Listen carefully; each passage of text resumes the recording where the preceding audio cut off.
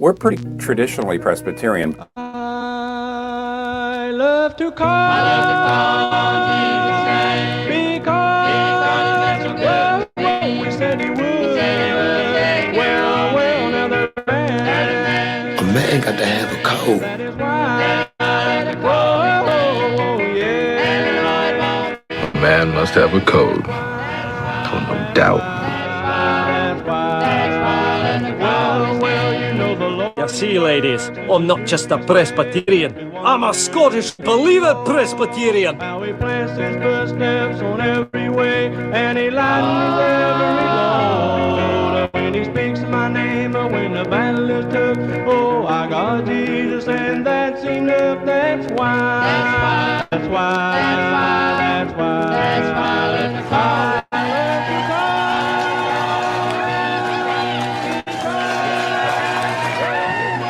This is West.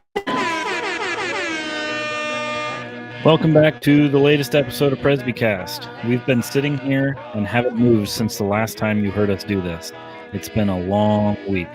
But welcome back to the show. I'm Presbyterian. Chortles Weekly is here. I guess if you're watching along on the stream, we did get started a little bit early. We were having such a good time that we just said, yeah, why not? Bars open. Everyone come on in. So as we do this, we're glad that everyone's here, whether you're watching live or if you are, again, forcing your family to listen in the car on your way to church. We want to thank you for doing that as well. So we're up. This is an episode that Chortles has wanted to do for, I think, as long as we've had this show. And it just so happened that the stars aligned, and here we are. So, Chortles, do the honors, and let's go. Well, speaking of star, got a Presbyterian star here. I earlier referred to him as fabulous on Facebook, much to his chagrin, because he's nothing if not humble. One of the, I could say one of the greatest Presbyterians in Albania, because there aren't many. So it's fair to say that. Pastor Albert Kona, known to his friends who are legion as Bertie. So Pastor Bertie Kona, thanks for being with us. It's good to be here with you, gentlemen and brothers. It's wonderful. And you're not in Albania. You're in, that U.S. state that most closely resembles Albania, South Carolina. That's right, upstate South Carolina. And I've got to confess ignorance, here on the screen for our live views. I've got the map of the Mediterranean, and I made a mistake. Anything that was formerly Eastern Bloc, I think was cold there. But you're in a climate very similar to the American Southeast, and you're right across the Adriatic. From Italy, and you adjoin Greece, so you're in a warm part of the world.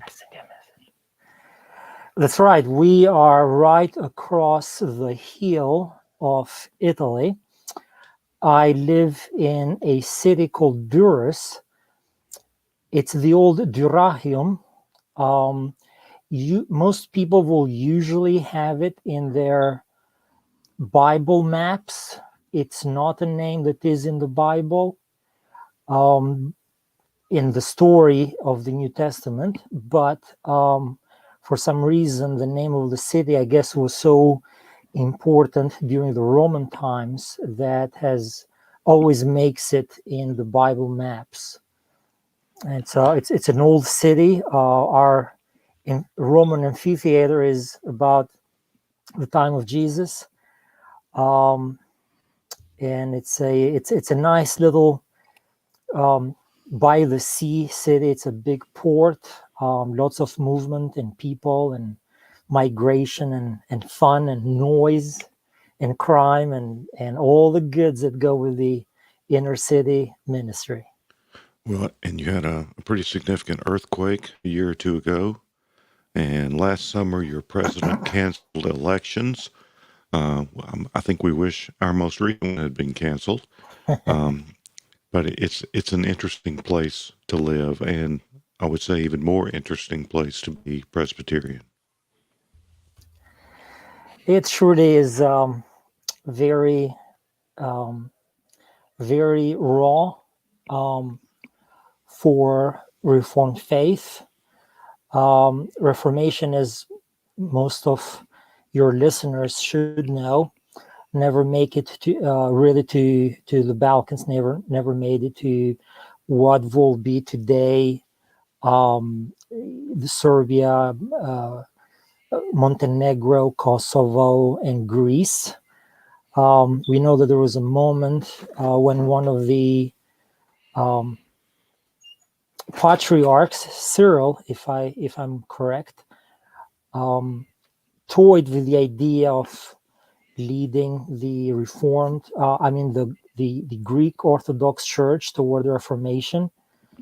I think there was a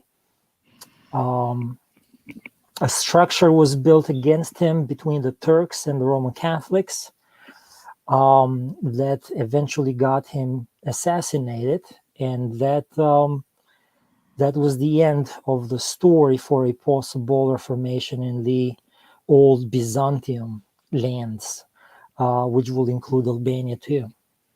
Well, before we get too far ahead with the church and the region, we need to learn about you. First of all, you grew up in a part of the world that none of us know anything about. It's very similar to Greece in some ways, but you don't look Greek to me. You look more Slavic. So, has your family been Albanian for a long time, or did they move in from another part of Europe?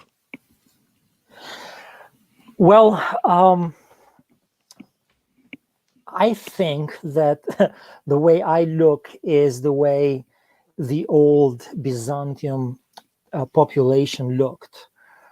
What do you associate with the modern Greeks or the modern Southern Italians, the modern Southern Spaniards? You're looking at a people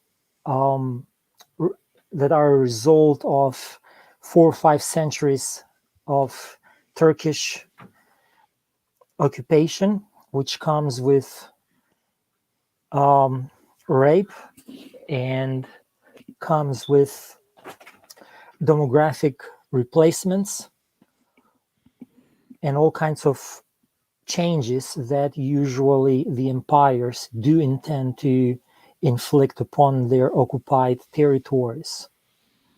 If you look at the old Greek statues, the old Greeks, the old Macedonians have curly hair, have a facial structure not too different from mine, I will believe, very different from the modern facial structure. The skull of the modern Greeks is very different. They are always presented with blonde curly hair, blue eyes, the old Greeks. I don't know if that was the ultimate race in their mind, and therefore they presented themselves that way. Maybe that was the race of the gods in their mind.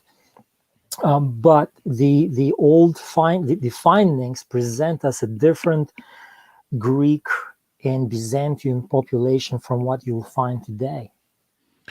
So, since you've got this, Greek godlike appearance, you really are fabulous. Oh, stop it! So you convicted yourself. I do have to admit that from my mother's mother, I have a little bit of Slavic blood, and from my father, I have a little bit of what they call Vlahi, which are the old Romanians. So I am mixed. I'm not pure Albanian blood either. All right, let's go back to your early life. I assume Albania was still part of the Eastern Bloc when you were born. Yes, the communists came to power in 1944, we had free elections in 1945 when the communists took over the parliament.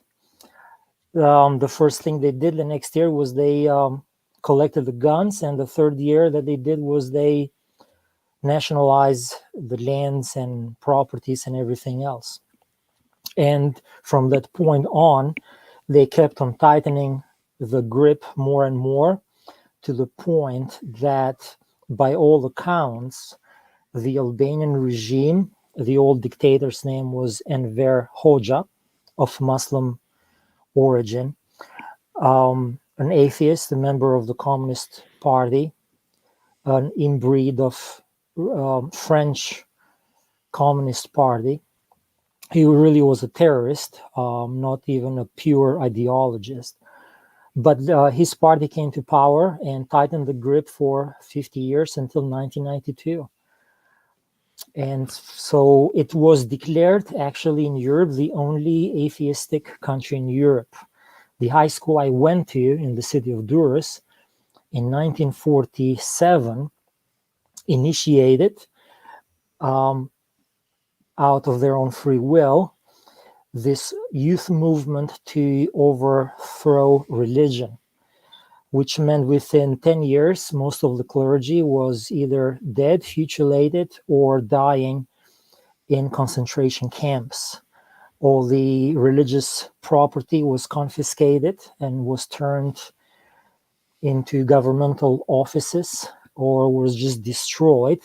Very few churches were preserved that were deemed to have some sort of artistic or architectural value, but very few of them.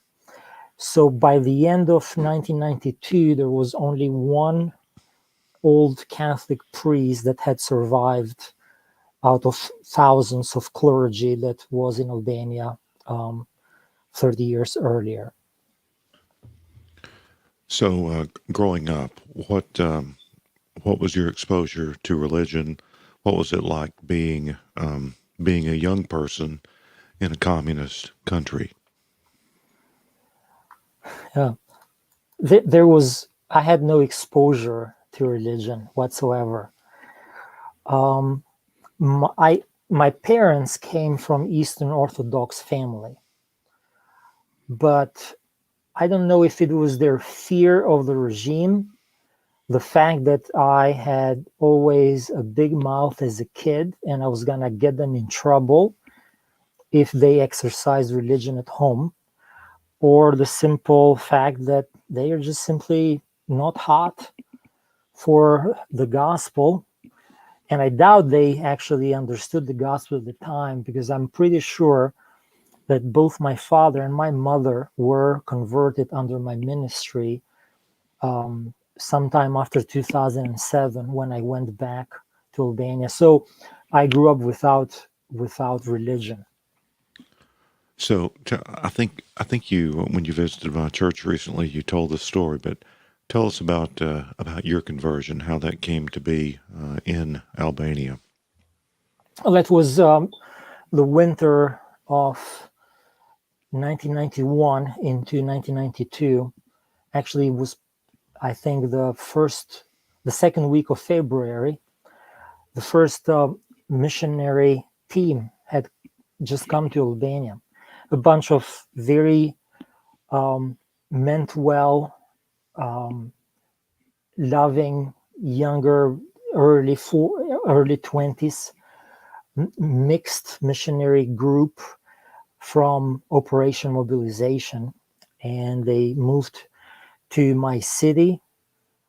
And one day I just saw a bunch of foreigners giving out Bibles downtown. They were giving out the New Testament and little tracts. So I approached them. They gave me one. It was in Albanian, the New Testament. I was very happy for that. It was probably 4 or 5 of the afternoon in the winter time. During the time, we had power maybe 6 hours a day. There was long lines of bread, nothing to warm up in the winter. Needless to say, it was very difficult economic times for our country. And at the time, reading was a way of escape from the reality, since there was pretty much nothing else I could do about anything. And so I went home that night and I started reading. And I started the New Testament. I read all the way to the book of Romans. And maybe 3-4 o'clock in the morning, I'd never heard somebody pray except for whatever prayers are in the New Testament. And I felt like I need to pray like that. And I had never seen a Bible before in my life. I was so confused by the numbers that I found in the Bible pages, throughout the Bible pages. I just didn't know what they were for. I figured out that they were footnotes, the numbers for footnotes. It's just that I couldn't see any footnote text. And there are way too many footnote numbers for every page constantly, with no footnote text whatsoever. So I thought maybe my Bible was, I don't know, broken or bad production, just factory throw-out Bible. There's something missing in my mind. Little did I know that they were chapter and verse numbers. So that was quite a bit confusing. But for some very strange reason, for somebody who is reading the Bible for the very first time, the whole story made absolute sense. By the time I got halfway through the book of Romans, I was just very clear who I was and what Jesus had done for me. And I had a pretty clear idea what I wanted to do with my life from that moment and on. And that night I will have put it, I want to do to others what those foreign kids did to me, which later on I think I realized it as the nucleus of my call to ministry. And, so right there at the beginning. Right there at the beginning. So between 1992 or so and 2007, when you came to the U.S., what did those years look like? Well, the following day, I met those missionaries again, and they said, "Hey, come with us on Sunday. We're gonna have a get-together." Little did I understand that was actually the first evangelical church service in my town for a very long time. So I went there and I saw a bunch of other guys, maybe my age, mid-20s, early 20s. And it was a most wonderful experience being on Sunday with other Christians, singing very strange songs, unheard melodies, very strange lyrics. But somehow none of that sounded strange at all. It was the most organic thing for me. And I have never missed Sunday, I don't think, ever in my life, except for probably a couple of Sundays when I was in the military, in the boot camp. But I just cannot imagine myself not being with the people of God, worshiping the God of these people. I was very involved with the local church from the very beginning. I was an avid reader. I think I started comparing what I was hearing from these missionaries to what I was reading from the Bible for myself, and also what I was reading from their personal libraries, which was wonderful. It is interesting. I have found it always fascinating that if you're looking around the personal library of any missionary, be that charismatic, Pentecostal, Church of Christ, I don't know, Jehovah Witness, you will always find two books in their personal library. One will be Knowing God by J. Packer, and the other will be always a book by R.C. Sproul. And that is fascinating when I think about it now, because those were one of the first two books that I read in those first 6 months as a Christian, and had a very profound, eye-opening influence in my life. Now, of course, I was confused the whole time, and it's very easy to be confused if you are a church member in a church planted by a non-denominational international mission agency. So in the first church plant that I was a member of, we had a couple Banner of Truth kind of people from England. We had the guy from John Piper's church. We had the charismatic Presbyterian from South Korea. Oh boy. We had a generic single lady Baptist, Southern Baptist.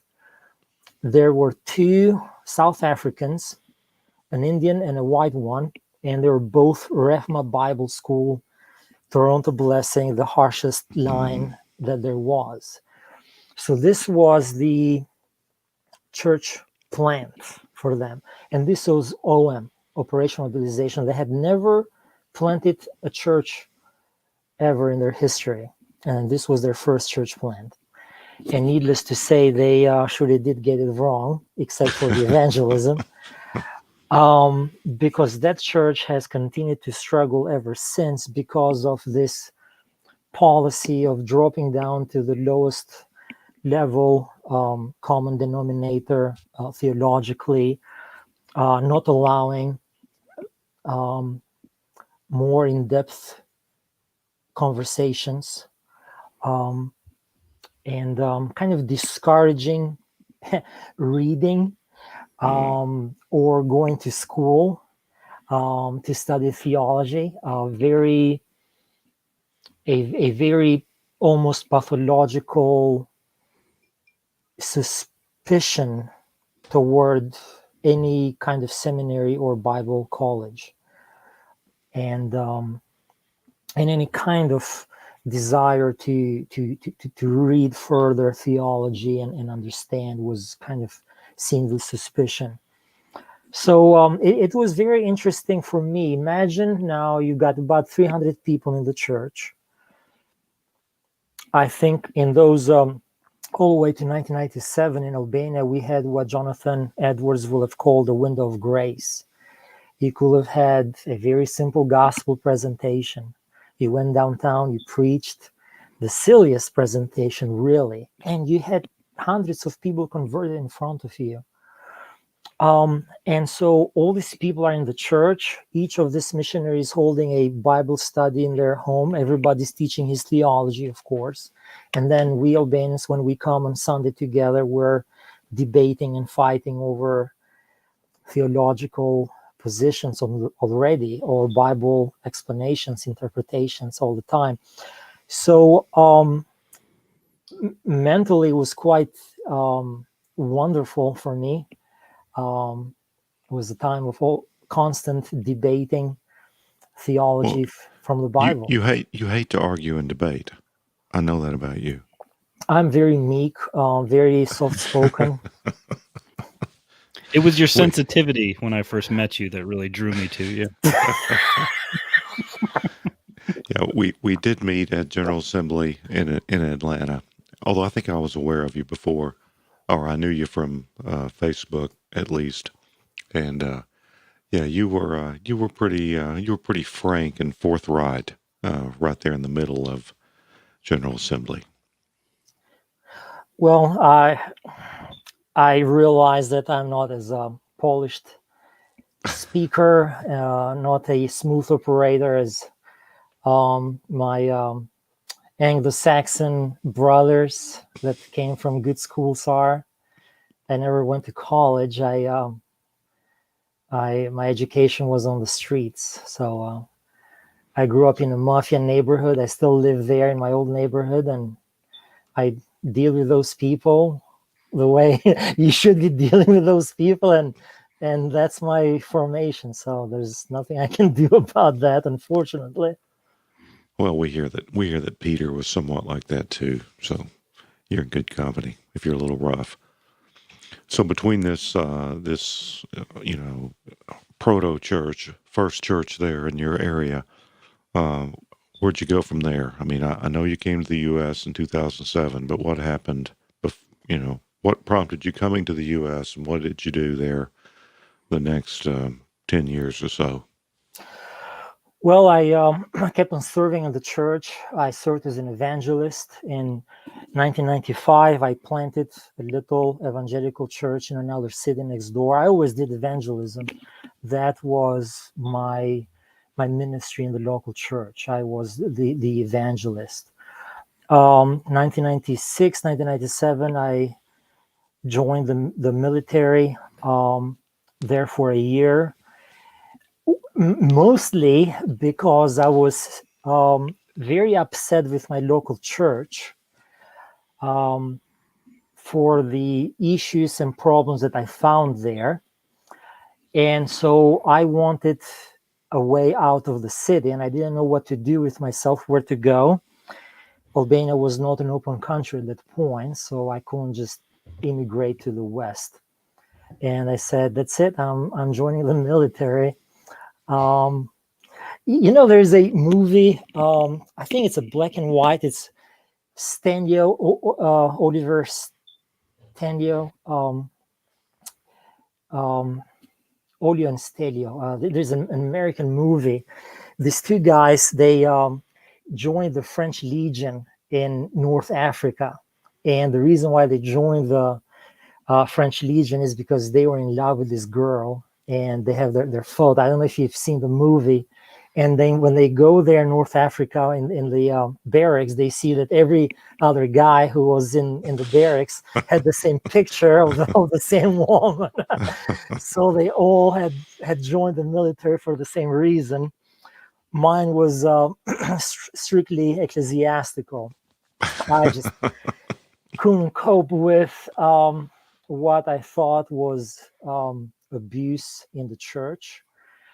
I had come to realize that the system of government I was reading from the Bible was very different from what was being practiced.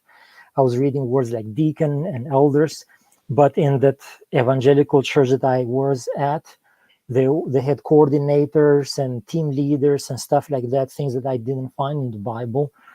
Women in worship, and a very long litany of things. I realize that today is not the Festivus day for the rest of us, so I'm not gonna start with that list. I'm not a transformationalist about many things, but I will say that those of us who have found the true religion celebrate the 12 months of Festivus. However, we should say that we're just a little over 5 weeks out from the day proper. So it is far enough in advance to begin putting the poles in your yards if you'd like. That's right. Oh, one of our listeners identified the Flying Deuces with Laurel and Hardy. That's the movie. The movie you refer to. So, it's interesting. My own pastor, who you know well, who was one of your instructors, he became a Presbyterian reading the Bible. And he didn't know that he was a Presbyterian, but he saw this odd only because nobody was doing it in Baptist land, this odd form of church government that he found in the Bible and couldn't find it anywhere around him. That was your experience too. And, absolutely. Yeah. Those guys make good Presbyterians when they figure it out from the Bible. That's what I figured out. The most valiant for truth in the PCA are really the Baptist converts, or the recovering Baptists, as my pastor likes to say. During those times, one development that was very meaningful in my life was that there were two men that I came in contact. One was a PCA minister. He was serving as a medical missionary actually in Albania, but he was ordained in the PCA. He wasn't there as a church planter or anything like that. But he had brought to Albania his own library, and we became friends. He was using my interpretive services time to time, and in return, I had free access to his rich personal library. And there, for the first time, I saw the book Apostolic Church, Which Is It, by Thomas of Witherell. Yeah, I had that in officer training. And that was my aha moment when and for the first time I heard the term Presbyterian. And that's when I realized that actually I am Presbyterian when it comes to, I don't think I was a Calvinist yet, but I had come in terms of ecclesiology, I had become Presbyterian. And then I started reading, and I read Charles Hodge and James Henry Thornwell and Dabney, and then I read other stuff, and then I kept on reading Sproul, and then I did a lot of cassette listening at the time, which was quite wonderful. But that kind of set me up all the way to 98, 99. And then the second influence in my life came along, and that was a PEF missionary called Paddy Cook. He is a traveling evangelist, and one of the things that he does too is that he travels throughout the world, mainly Europe, and discovers from men who have those reforming tendencies and nourishes those. So every year he came, spend a month with me. We will go around the country and evangelize. And he will always leave a big duffel bag full of books for me. And that was my diet for the rest of the year until he came. Oh, wow. And that went on for about 5 or 6 years. And as I'm sharing with him struggles at the church, the clear door that I will not be able to enter full-time ministry, having become a Calvinist and a Presbyterian, then in 2000 he said, well, now it's time to start looking for a school for you to go to. And so for those few years we applied to basically every single Reformed seminary that we could. And it was only in 2001 when now of course all seminaries are interested in quintos. Is that money? No, in natives who could be useful. Quintos, the American native story in the 1600s, Jamestown. Mm-hmm. Oh, okay. I'm referring to that. So most denominations are interested in that kind of guys to help them and have a footing in their own country. So, but what I needed was full scholarship. And the way I came to US and the way I ended up at Greenville Seminary was because of the missiological strength and philosophy of Greenville Theological Presbyterian Seminary. Greenville Seminary at the time, and still today, offers 100% scholarship to all foreign students. And I needed nothing less than 100%. I applied to Covenant, Knox, RTSs, got always approved, got 70 to 80% scholarships, but I needed a full ride. And when Paddy Cook, the PEF evangelist, approached Pipa, the president of seminary at the time, said, what can you do for my friend in Albania? Dr. Pipa said, well, send him over. We'll give him full ride, and we'll find him a church to adopt him when he comes over here, and we'll take care of him. And that's what happened. So it's no surprise that you're PCA because it was a PCA guy who sort of introduced you to the Reformed faith. And then Patty Cook, who was then associated with the PCA and PEF, now REF, is mostly PCA. And Patty used to be in my presbytery, so we're well acquainted with him. So it's no surprise that you're PCA, and you arrived in Greenville, South Carolina. That was 2007. That was 2001. Oh, okay. I actually arrived about 2 weeks. Seven's when you Yeah. went back. Seven's I when you went went back. back. Okay, 2001. I arrived in 2001. I was supposed to arrive on 9/11, right here 3 weeks later, when the international travel had resumed, which meant that I had missed almost, more than a month and a half of schooling. So for the first year, I was always behind in Greek, behind in Hebrew. I was behind in sleep. I was behind in everything. I was late for everything. And that has been the story of my life. I still don't feel like I have caught up because of that month and a half. Well, all right. So I've heard stories. That's one of the things about Bertie Kona. You hear stories, and I knew when I heard a lot of them that they weren't true. And I know a lot of them have grown in the telling.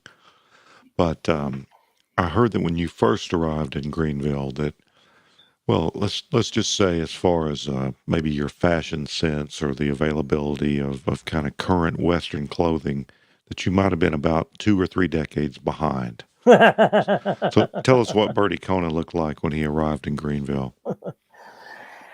Well, I'm not sure what I looked like. I'm sure I didn't. That's a good question. I'm kind of the mental picture that was painted for me. If you remember the old Saturday Night Live when you had Steve Martin and Dan Aykroyd, the two wild and crazy guys with their Who else can plaid dance so successfully in these tight slacks? plaid pants, big lapels. Was yes. that you?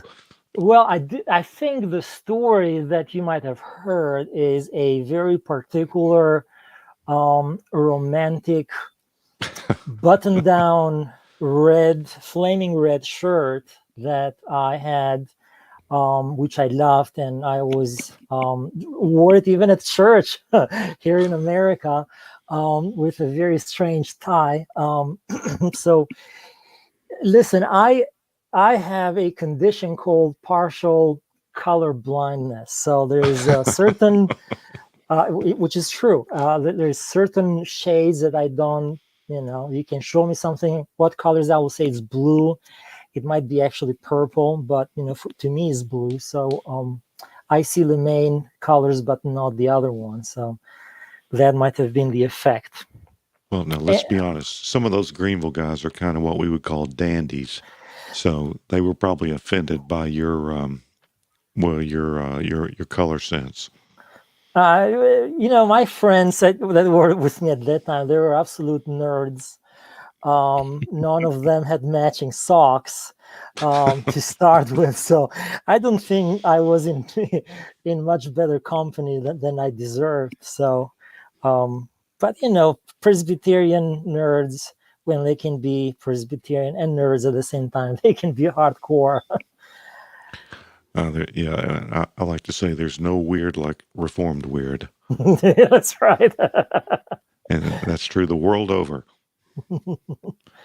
So tell us about your Greenville experience. So, because I don't know, South Carolina is a little different from Albania.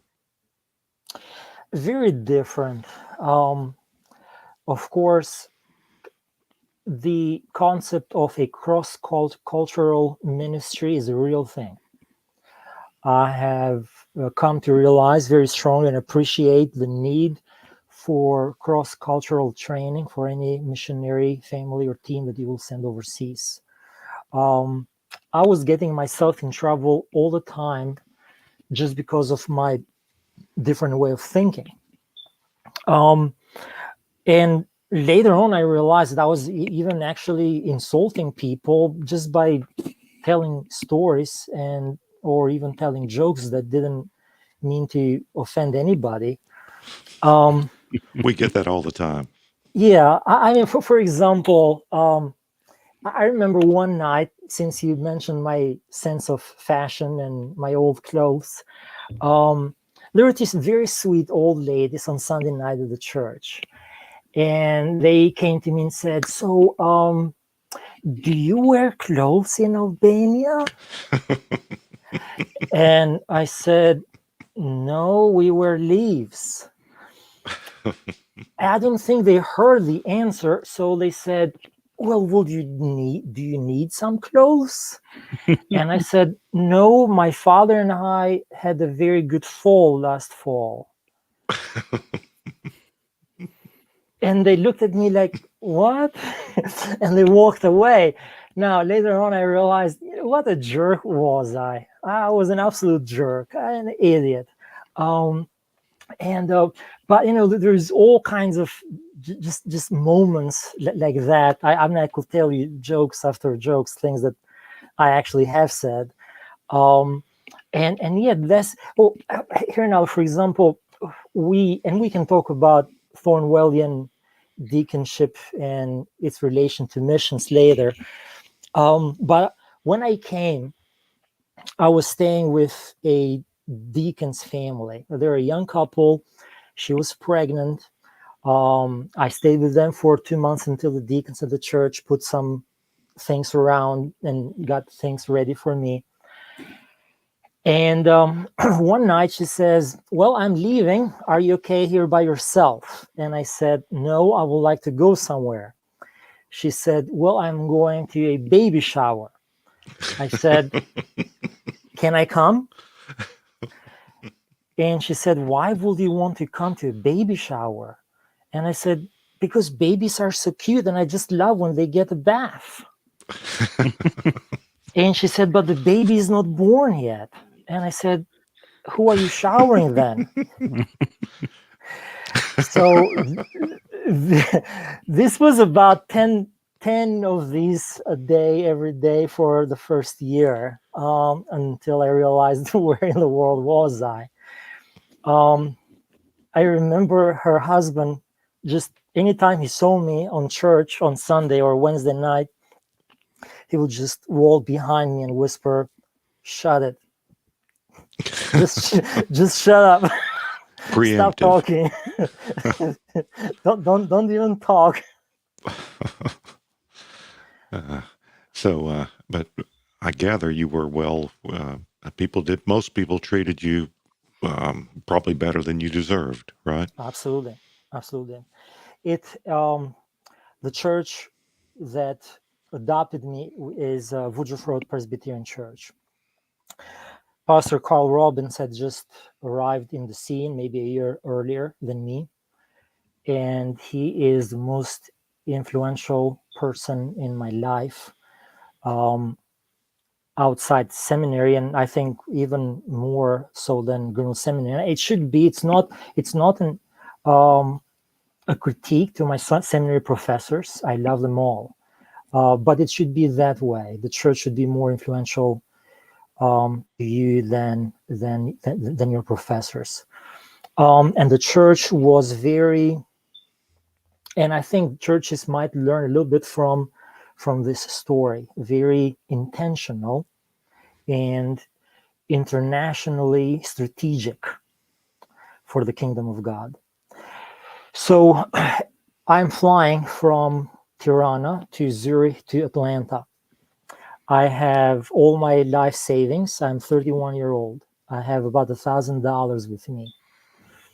And I have figured out that I will land in Atlanta and I'll find a way to get to Greenville, South Carolina, because it shouldn't be too far away. And I could probably even walk, because I heard it was just 3 hours away. I don't know, anybody can walk for 3 hours. So during this time, our PEF friend, Paddy Cook, is making phone calls. Who do we know who knows somebody who might know somebody in Greenville, Spartanburg area?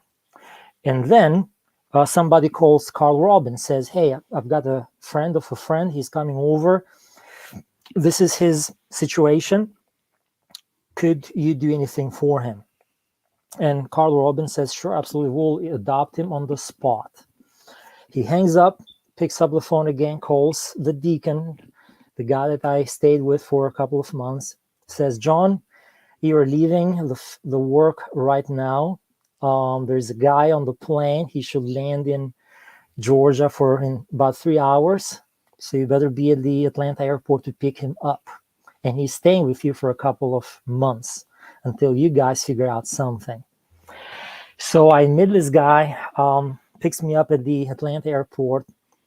I stay with his family for a couple of months. And during this time, the deacons have set up,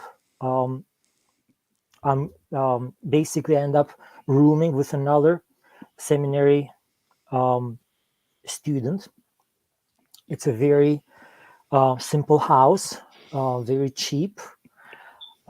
They have opened up a book tab for me at the seminary.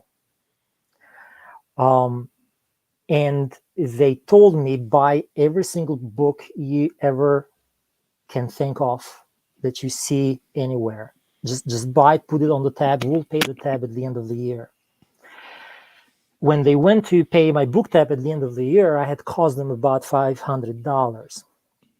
And then the deacons were really upset with me. He said, you cannot do this ever again. We told you to buy not only the books that are required, but recommended and everything else that you can see in your syllabus. Just anything you want to buy, any book you want to buy, just buy it, put it on the tab, and we'll pay for it. And that was their investment in me for those 4 or 5 years. And I remember even when I got married, that church was always doing for a shower for the lady, for the bride, and a shower for the groom, and they will call it a tools shower. So one of these church ladies came to me and said, hey, how about we organize a tools for the kingdom shower?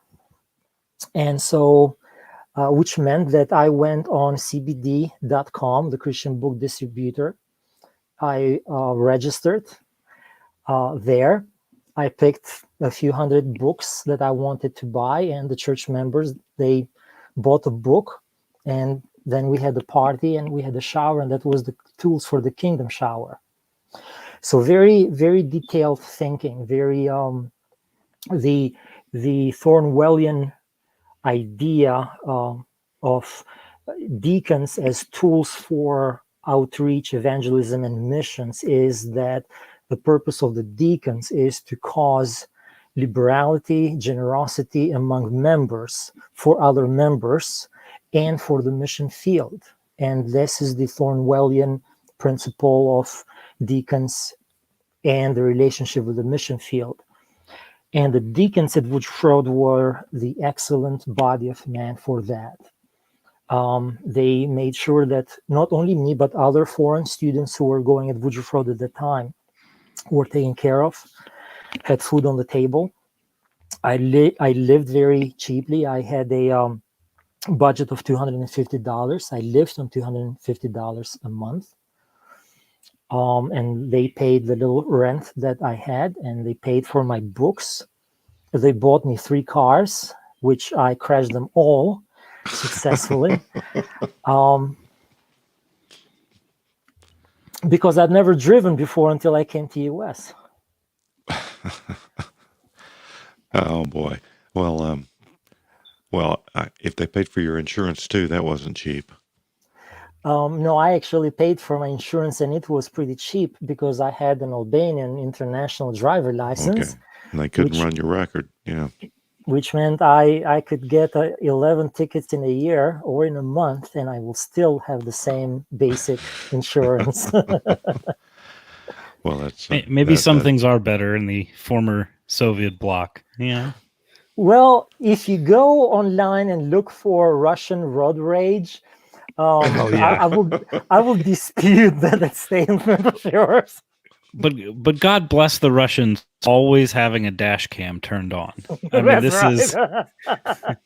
I mean, we've done plenty of whining about stuff to do during quarantines and whatever, but the Russian dash cam rabbit hole is always there for you if you need a laugh, and it seems like there's new material added hourly. Absolutely, that's right. So it took how many years to finish at Greenville? Oh, I finished in 4 years because I had to finish in 4 years. I had full scholarship. I could not drag my feet. So I graduated in 2005, during which time I got myself married. Well, let's mention that because every Presbyterian pastor or would-be pastor, they do what I call they marry up. They marry women that are much better looking than they are. Oh, absolutely. Much more virtuous and patient and kind and all those things. And I've met your wife, and all those things are true of her. So it's just a sign of divine blessing, I guess.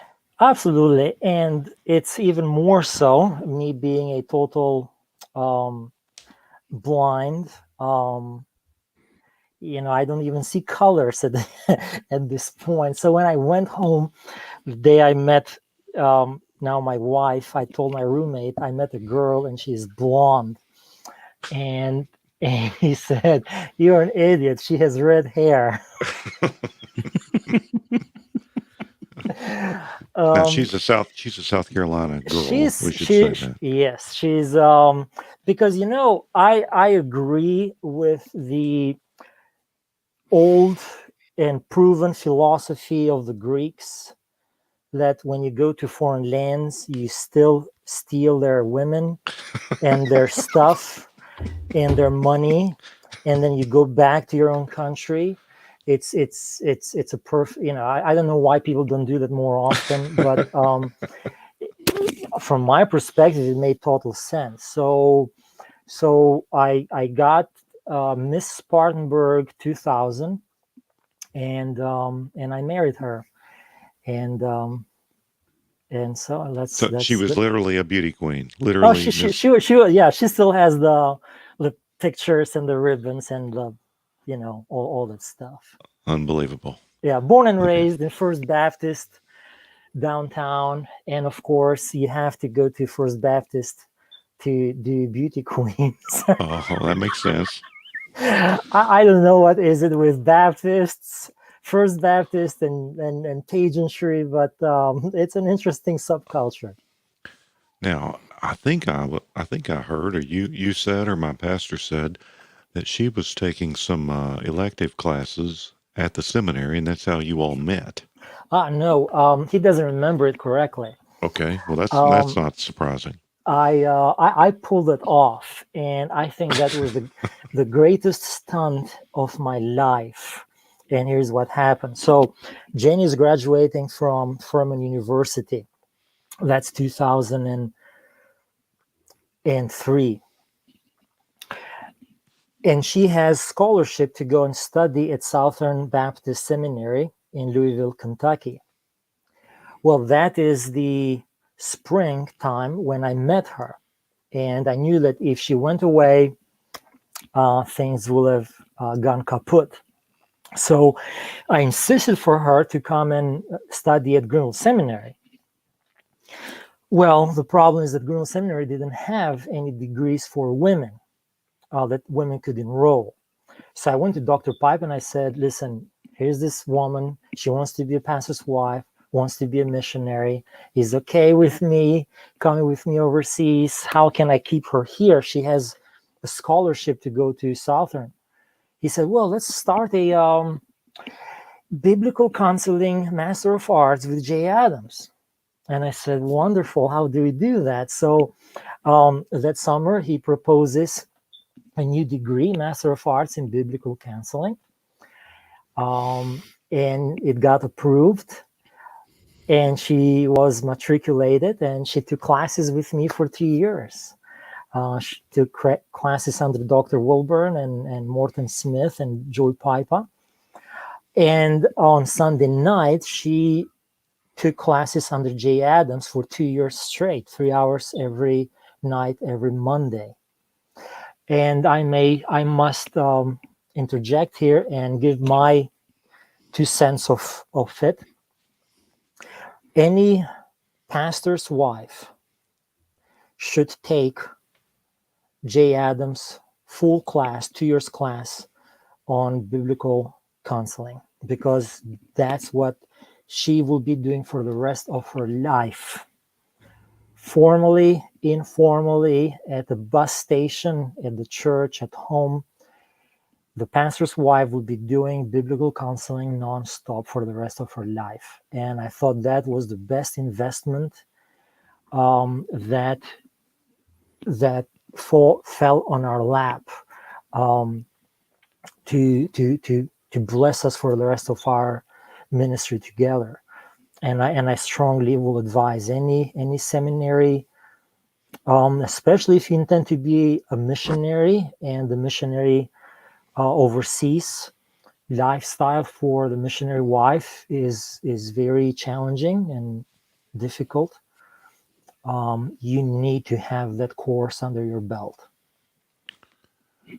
All right. Well, that's he could have told the story properly, and I didn't catch it all. But at any rate, she saw you in your natural environment, which was the seminary, and still decided to keep you. Yeah. Yeah, that's amazing. I'm sure you were always on your best behavior at the seminary. I'm always on my constant behavior. I have only one kind of behavior. Well, consistency is a virtue. So we need to talk about something really important. It's a fruit of the spirit. I think Paul just forgot to add it in there. Just didn't quite make it past the editing room. There was a misspelling or something. Greek is a difficult language. Textual variants. That's right. But really important, we have to ask, when you came to the U.S., what did you think of the food, and what's your favorite Southern food? Oh, man. I remember the first Thanksgiving fellowship dinner at the church. It was amazing. I mean, honey on chicken. Who was the genius that invented that? And that sweet potato souffle. Oh my goodness. And then jam that goes with ham. I just love Southern food, man. I'm sold. And I tell Jenny at home, you can cook Albanian food time to time just to, keep the wheels turning. But I prefer Southern cooking at home. What's your favorite breakfast food? Oh, of course, going to a hotel that has continental breakfast. Oh, okay. We will also accept that answer. We will also accept that answer as correct. Okay, so what's your favorite? I have a theory about hotel services and those free breakfasts. Is that when you walk in, it doesn't matter what time of day you walk in, is the first thing you should do is walk over to the breakfast area and see if they have a waffle iron. If they have a waffle iron, you can stay there. It means they care about you. If they don't, you cancel your reservation and you go next door until you find one that does. I agree, absolutely. Now, what's your go-to fast food restaurant when you're in the U.S.? Hardee's. I love really? The biggest burger. It's Hardee's or Fuddruckers. Of course, pounds of melted cheese. You cannot go wrong, man. That's why you've got that healthy glow about you. Oh, absolutely. That's the thing I do. As soon as I come every year to US to attend GA.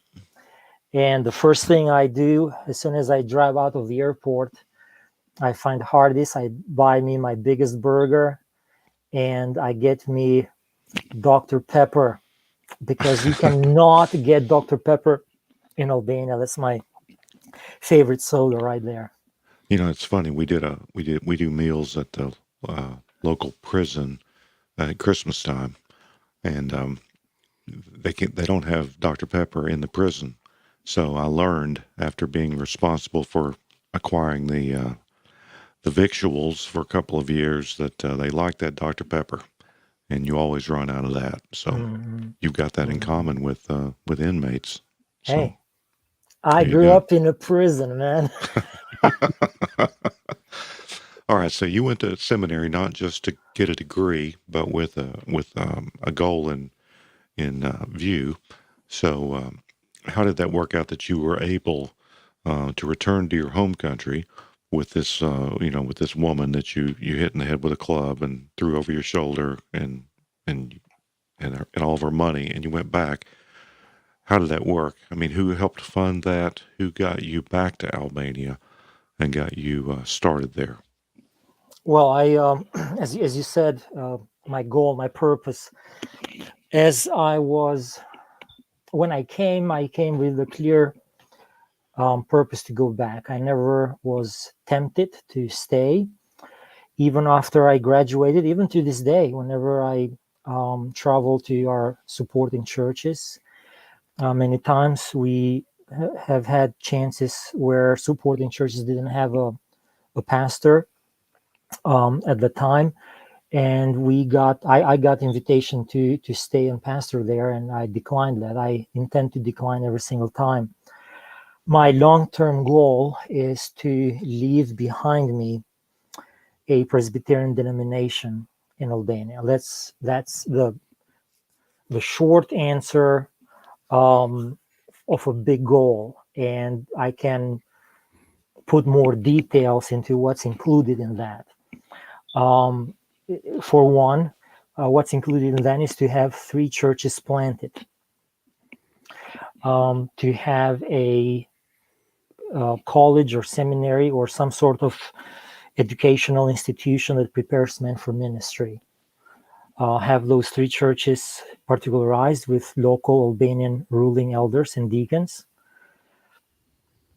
and at some point, of course, self-administered and self-propagated, but hopefully somewhat even self-supported, although that is the most difficult part of the whole process.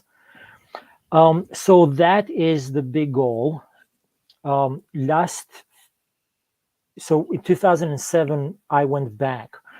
In order to go back, of course, I was going to go back as an ordained man. I went back as an ordained man. I was ordained in the Calvary Presbytery, which is the upstate South Carolina. During this time, my theology had gotten a little bit more detailed in terms of ecclesiology and how I want things to be seen or done. And I wasn't willing to go with the parachurch ministry, although I do respect greatly PEF. The pitch that I received from PEF at that time was, go with PEF, you will have absolute freedom. And that was scary for me.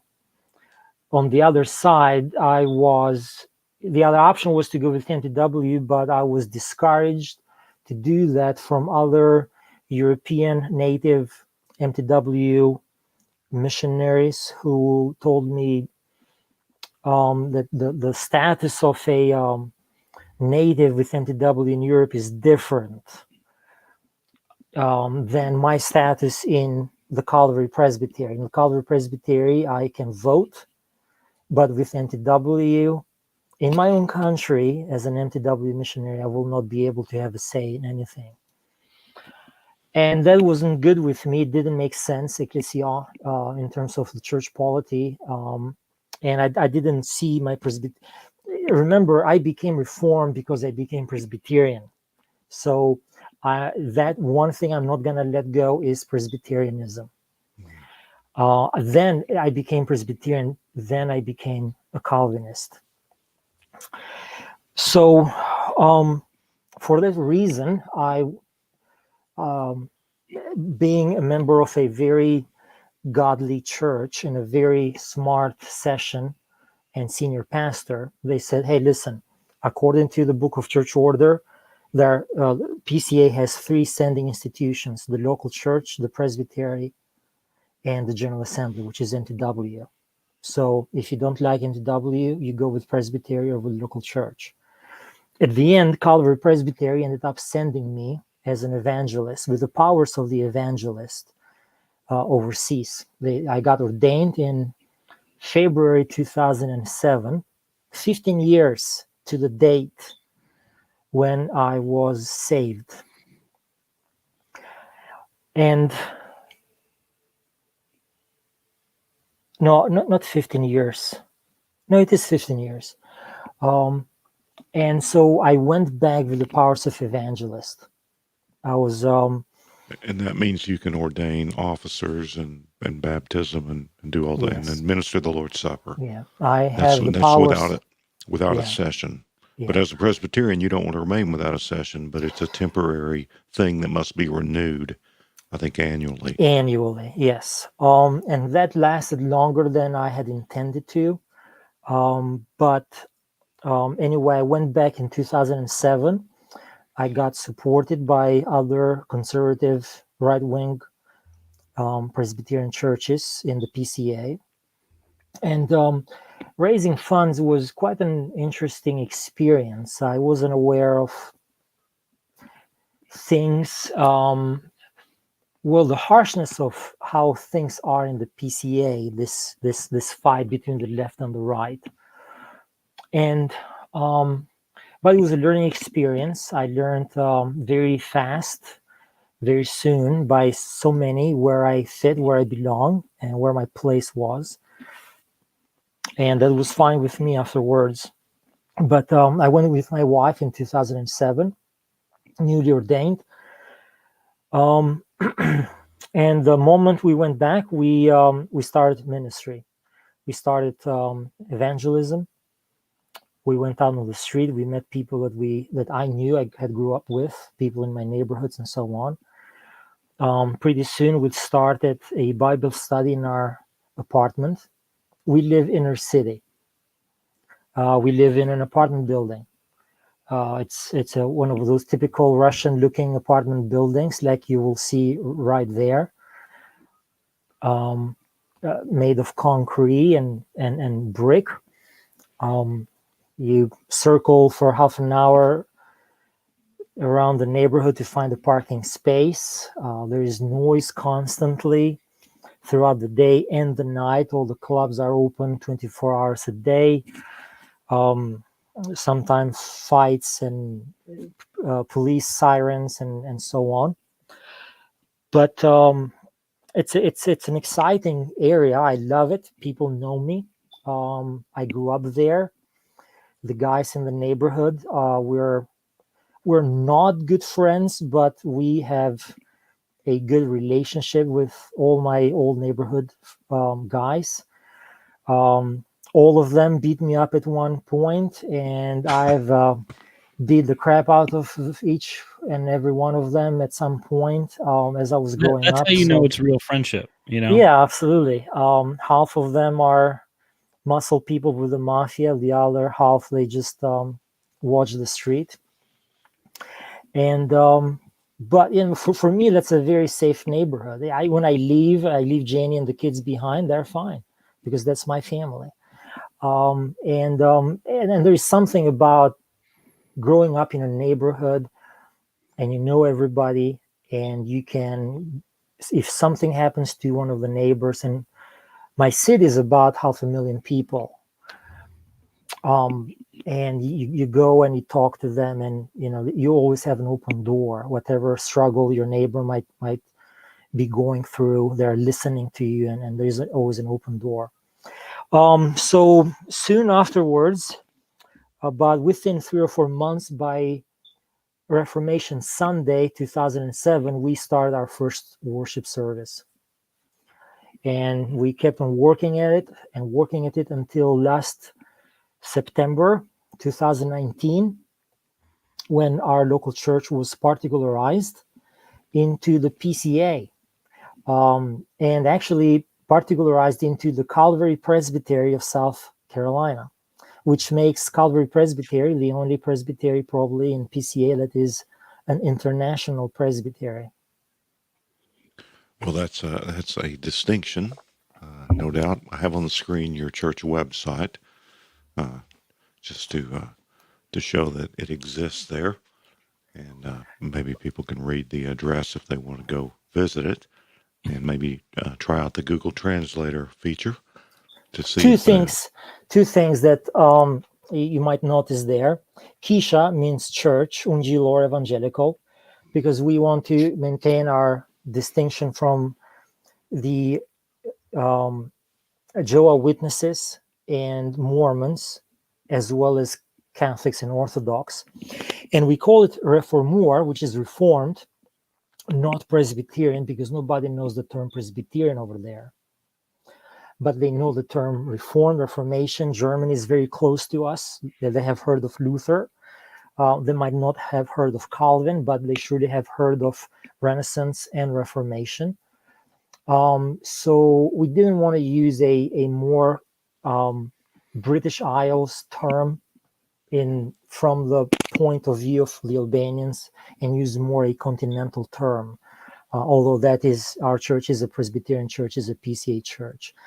And if you notice the logo there, for people who have traveled internationally, they will have guessed by now what that logo is. That is the old Geneva city-state logo. Oh, the key. The key and the rooster. Well, no, it's not a rooster. It's a eagle. Okay, one of our mutual PCA friends has a rooster logo, so I think I'm glad it's an eagle. Because he's a chicken. I'm not a chicken. I'm an eagle. I didn't say that. I'm not sure that that's the case. You know, sometimes the ball just finds itself on the tee and someone has to hit it. Lucy was just sitting there with the football in her hand, and Charlie Brown just came up and got it.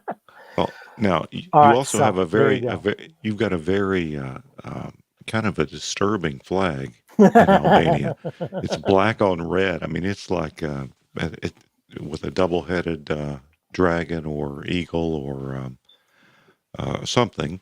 Anyway, it's on screen there for our viewers. So it is a different part of the world. It is. Well, let me explain. That has an interesting history. And there is some connection with the logo of the church that you just saw. Obviously, you see the eagle. It has two heads.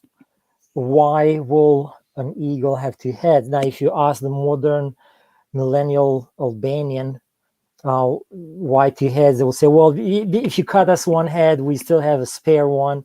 Because we're so brave and strong, and it's a stupid answer. The answer to that is very historical. The Roman Empire eagle, since the empire became a two-capital city empire, has had a double-headed eagle. So during Constantine, the empire, the Byzantium, had two capitals, Rome and Byzantium, later Constantinople.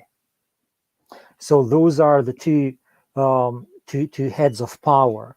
And so the Roman eagle eventually became a two-headed eagle.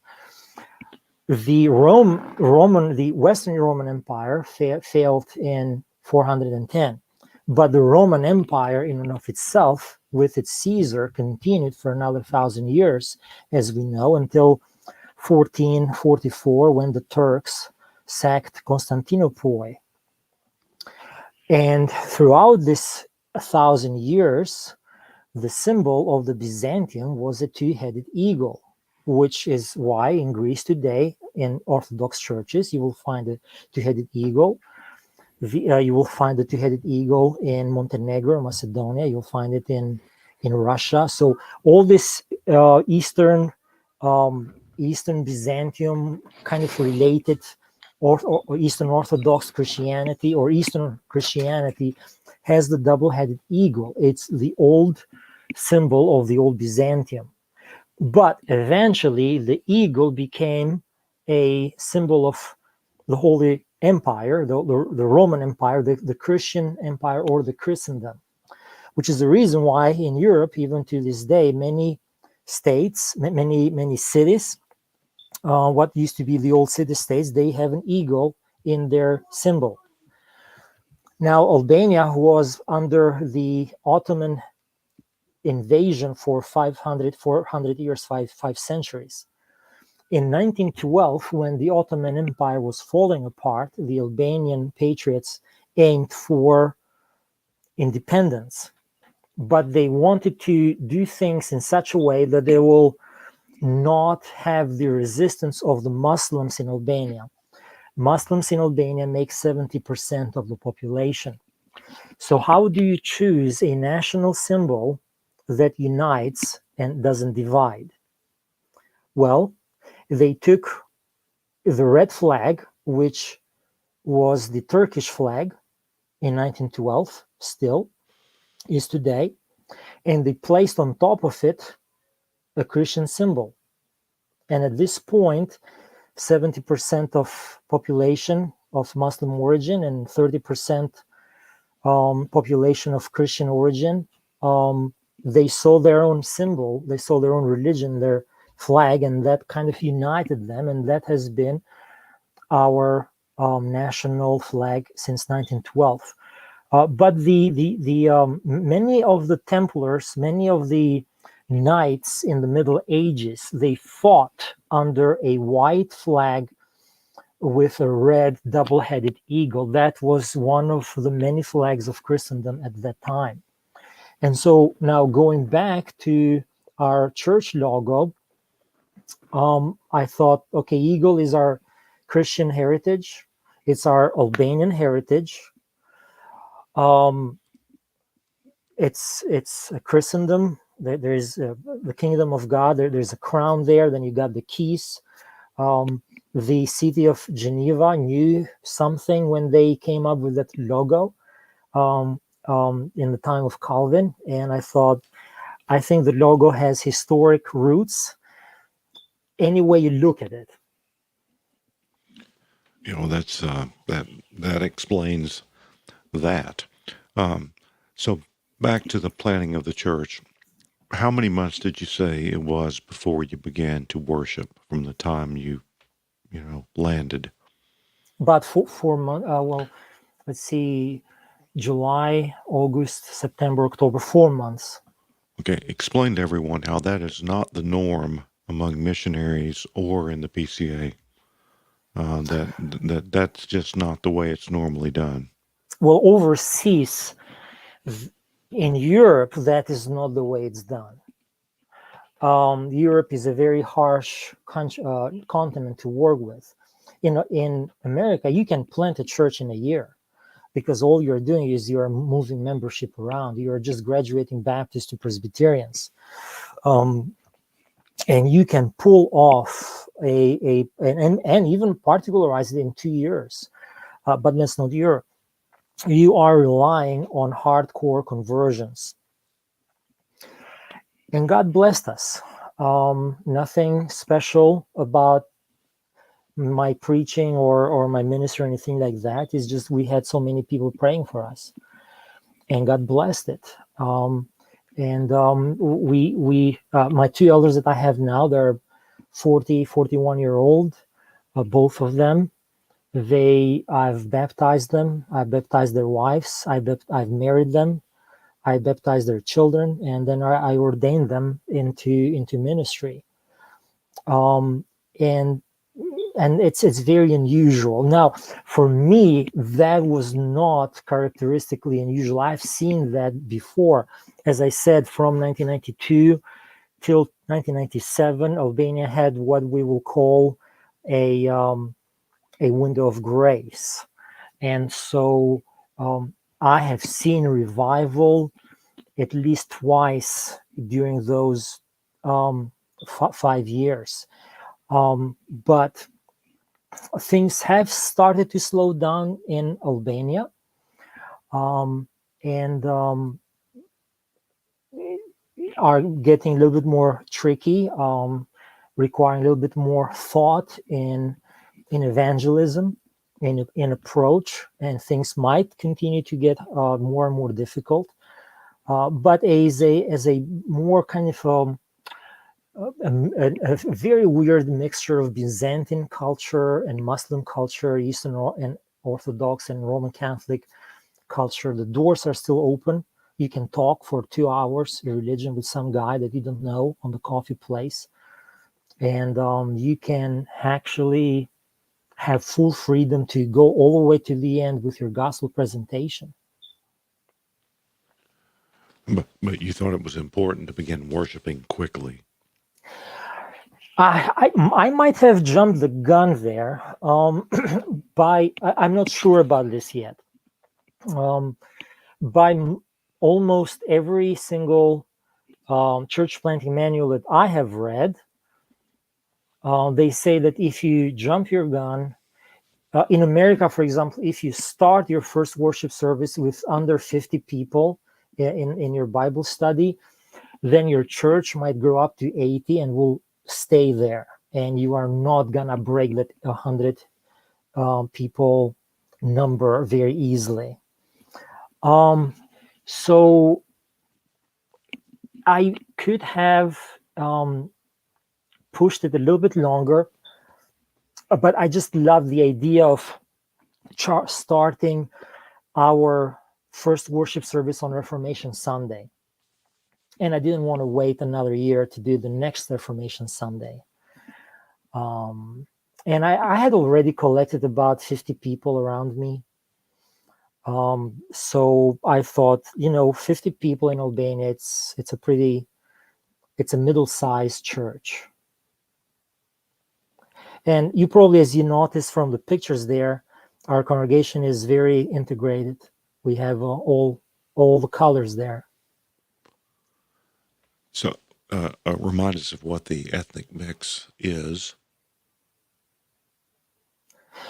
Well, you will see some of them that are of Northern African origin. There are some of old Indian origin, the Roma people, as well as the old Albanian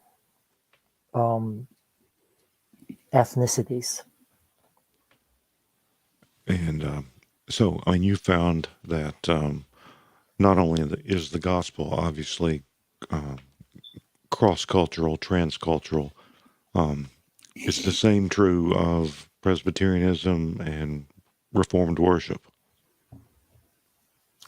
Well, yeah, absolutely. If your church principles are truly biblical, they are, in one sense, colorless, and they just fit in every culture because they are pure biblical principles. I remember one of the local missionaries. He said, "Well, why do you want to build a Presbyterian or Reformed church in Durrës?" And he was of a different denomination, where I'm not going to mention that. But he said, "Why do you think Reformed faith it's a good fit for Albania?" And my quick and kind of strange look at him was, because it's biblical. I don't think your theology it's a good fit for Albania because it is not biblical. Anything that is purely biblical, Reformed worship that is purely biblical, stripped down from any Americanism, church life that is stripped down, that is purely biblical and is stripped down from any Americanism, just works well anywhere. But for example, in terms of Presbyterianism, it is even more so Albanian to be Presbyterian. Later on, here's what I discovered. That in the villages, and I did a lot of evangelism in the villages. In the villages were always administered for the past 2,000 years by Presbyterians. And by that I mean elders. Every village had a council of elders, and they called them elders. Now, my guess, I haven't done any studies, but my guess is because it's Albania's old Christian lands, the old, biblical faith, found ways to make inroads even in the public life. So every village had a chief elder and a board of elders that managed the affairs of the village, and that was village after village after village. Then you had the regional board of elders, and every so often when the country needed to discuss whether they need to go to war against the Macedonians or the Greeks or the Serbians or the Turks, then we had the national convocation of the elders, a general assembly, if you will, where the matters of the nation were discussed. So Presbyterian system, it's inherently very Albanian. Well, so you're not introducing a totally foreign concept then. No, and for that reason, we don't use the word Presbyterian or a presbyter there. We use the word elder because it makes sense for them. And we say the board of elders, there's a particular word for that in Albanian, and it makes sense to every single Albanian. Now, I think you told me that, you didn't have any hope ever of building a church building. Do you rent the space that we see there? That is an old store. It's in an alley in one of the main main streets. Just about 5 minutes walk from where I live. We can use the car or we can just walk everywhere. It's just about 5 minutes walking for us. And it's a quiet neighborhood. There's plenty of kids around.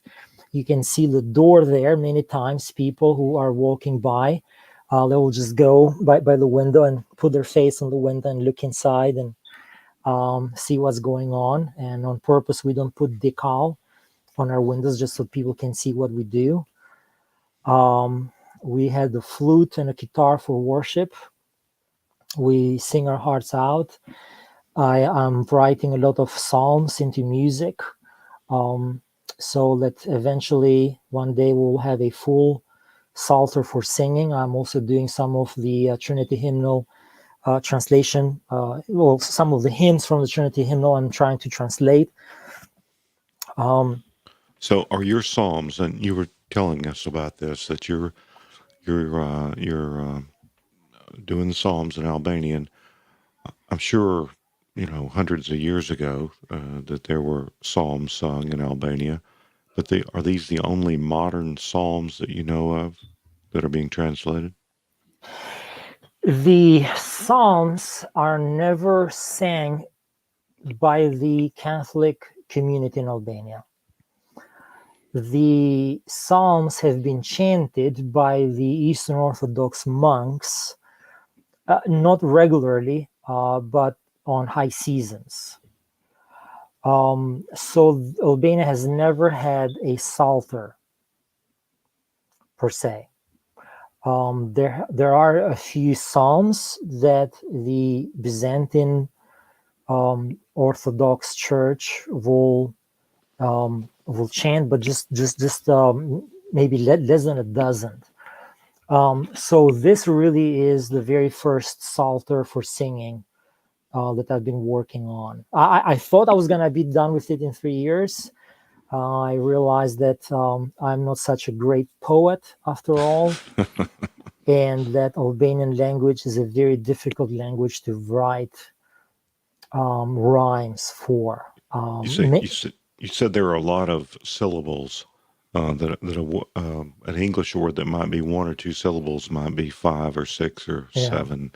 Well, see, that's perfect for him coming to the American South, because the American South makes 1 syllable words into at least 3 or 4, but then makes 3 or 4 syllable words into 1. So essentially, you truly did live in a multi-language state there. Yeah, that is true.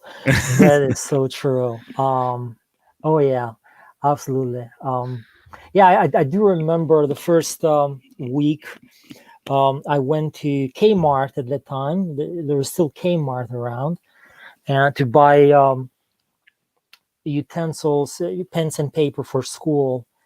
And there was this Ebonic speaking lady at the counter, and I present my uh, stuff I wanted to purchase, and she ran them through, and she said something to me in English I didn't understand.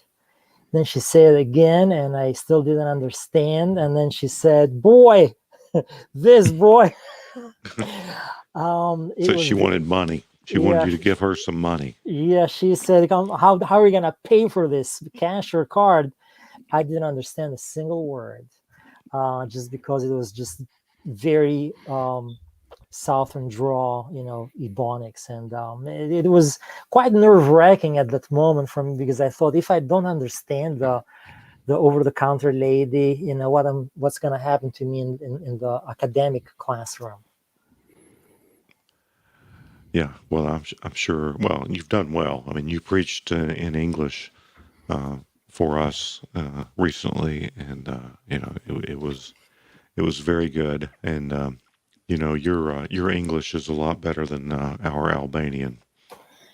I will hope so. Yes, there's no doubt about that. So, are you translating other things? I finished Calvin's Institutes before you start freaking out. Not the final edition, the 1800 pages, but the French 1541 edition, which is only about 800 pages, but still very challenging. So I mean, some people would take their whole life to do that. So that's a pretty big deal. And that's one of the bigger projects. The other stuff are at around, John Murray's Redemption Accomplished and Applied, John Murray's Christian Ethics, and the number of smaller 50 to 100 page books or booklets. Sometimes a thinner book makes more sense. Yeah, I would think so. So when you, I mean, your church is structured and run, and your worship is much like you would find in confessional PCA churches, I guess. Exactly. Yeah. And at Greenville, you got the southern version of Presbyterianism. Why was Southern Presbyterianism, apart from the emphasis on the diaconate, but why was it such a good mix with Albania? Well, I see that as a hand of God's providence. I was a blank piece of paper when I came to US. I mean, I thought I was Reformed because I could list the 5 points of Calvinism. And don't ask me if I could defend them, but I could list them. I surely was Presbyterian in my concepts, but I wasn't really Reformed. Imagine if I had ended up going to, I don't know, Pittsburgh Seminary or Princeton Seminary or Duke. I will have turned out a raging liberal. And it was by God's grace that I ended up blindly at Greenville Seminary. Now, my theory is that you want to start in a conservative seminary, as conservative as you can get, and then you have plenty of time to get liberal down the road. Because it can happen that way. It never happens the other way. Or almost never it happens the other way. You don't go to a liberal seminary and then you become more and more Reformed. No, we know a few. Few. That's true. Dr. Shaw, my old professor. That's right, and Ben Glazer, who should take you hunting sometime. PCUSA. Our friend Chris Drew, who was a Mhm. PCUSA minister, and his wife was, and he's now an OPC minister. Yeah, true. So that's amazing. But But and you're still right. married to the same person. So yeah, well, listen, they are smarter men than I am, with probably better integrity than I have, and also probably they came with a good baggage from their home churches. Here is something interesting. I think the biggest difference between me and the rest of the students at Greenville Seminary was this. Let's say, for example, we had a lot of Dutch Reformed guys from Canada. I couldn't understand for the life of me what were they doing in the seminary. They were not hearing anything new. I guess they had to go through seminary to get their credits on Greek and Hebrew in order to get ordained. But I felt that they were listening, they're hearing nothing new. I was reading basic theology. They're reading advanced post reformational theology and theologians. To me, every single word I heard was brand new. To me, everything was Christian worldview, covenant theology, everything was new. So I was really a white piece of paper, and the professors had fun with me. The other students, I mean, they got the degree, and they got to read whatever they wanted. I had to read whatever I needed. So I think it's them coming from good churches, having memorized catechism as kids, listened to good preaching all their life, so good life, church life. I had none of that. And so if they would have been fine if they had gone to Princeton. Today, if I happened to go to Princeton to do a PhD, I would be okay. My Princeton professors might not be okay, but I will be okay. But not at that time. I needed to be at Greenville Seminary. It was just a wonderful grace of God that I ended up there. All right. So I know that you've got very capable people joining you. A couple of new men coming to work with you in Albania. So hopefully that's the start of that denomination. You know, my church supports a couple of different ministries, which really are planting denominations. That's their goal. And that's what you're trying to do. And I think that's what Presbyterians, ought to do. They don't always succeed in that. We can look at places like Pakistan, where we support a man. There was a sort of a Presbyterian in name only denomination from some liberal and evangelical type Presbyterians in the last 100 years, and they're not very Presbyterian. So it doesn't always work, but you're trying to lay a good foundation there. And I would like to give a shout out at this point. Yes, we are blessed. I'm blessed. I use the word we as if, it's a big organization behind me. It's just me there and the local church there. But we're very blessed. Right now, we have two men joining us in Albania. One is Bill Nikitas. Shout out to Bill. He's a seasoned missionary and a theologian and par excellence and a good friend. And he's going to help us to kind of replant and restart things after COVID and so many issues we've been facing with over there. But we also have a new man and a new family coming overseas, and we're going to call him because our local church in Albania is a member of Calvary Presbyterian. We can call people to ministry. And so we're going to call him as an assistant pastor and eventually move him to start our second church plant. So this Yeah, This and I saw him examined by Presbyterian, right. so there's no shortcuts here. No shortcuts. Everything has to be done by the book. Everything will be done by the book. You have to, of course, we'll call you. We'll write you an empty call to ministry with $0 in it. We cannot support anybody. You have to raise your own support, and there's this is God's business. He pays his own bills. Is my view of things.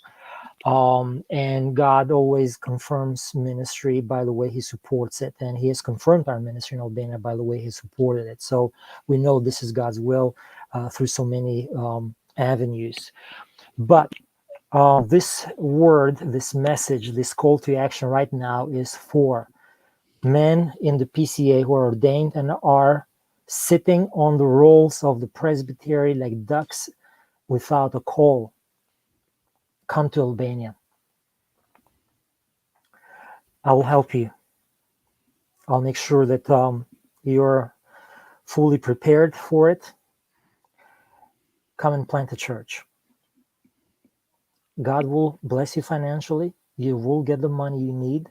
You won't need that much, but you will have more than you will need. It's a wonderful place. There's nothing to be afraid of when it comes to Albania. An American in Albania is safer than an American, I don't know, in the White House.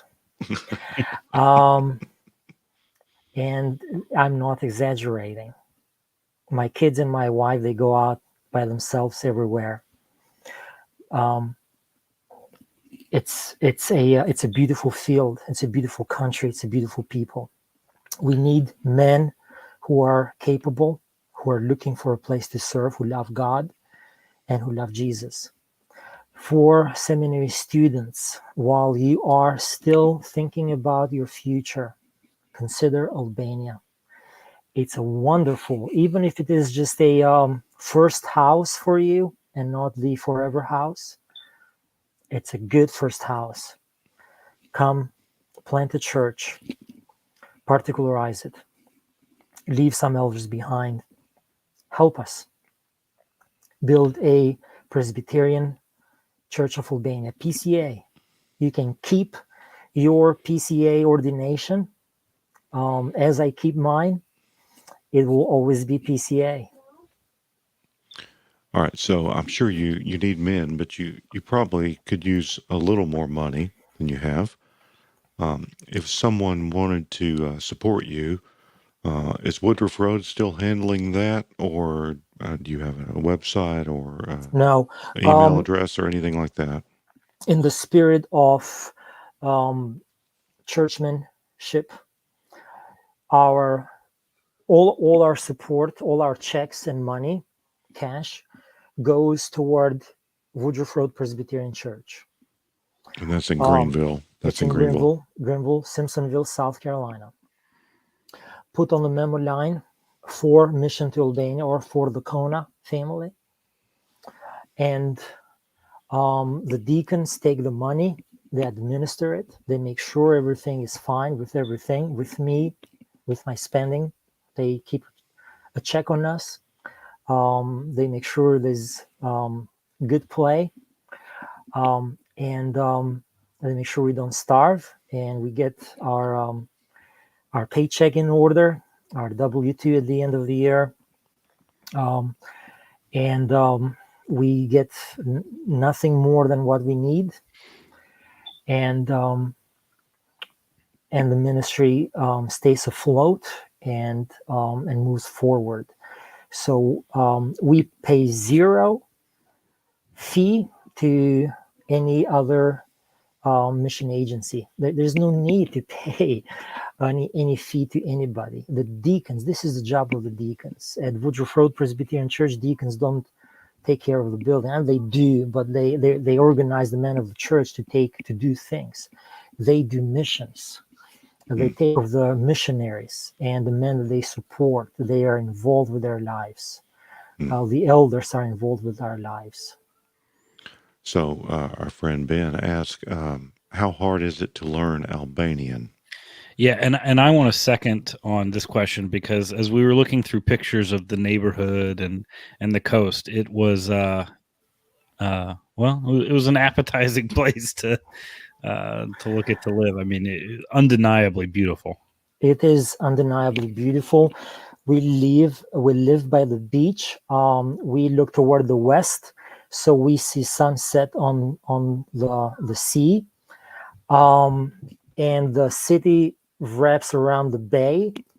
So you're basically walking downtown, and you are in the main town. You're on the main walk, and you sit on this coffee place, and you have your cappuccino and your brandy, and you look sunset over the sea, and it is a spectacular view. The Albanian is doable. It's easier than German, that's for sure, because you say this. We don't have phonetics like the English do, with a lot of rules and irregularities. We say I, A, E, O, U for the vowels, and at this point, you know how to read Albanian. C is C, and K is K, and L is L, and H is H, and J is I, and it's very easy to read. There is like Greek, where you have to learn some noun and verb endings, but there are some verb endings that are similar to Greek, actually to Korean Greek. And for somebody who has studied the language once, Albanian language is doable. My wife learned it by just talking to people.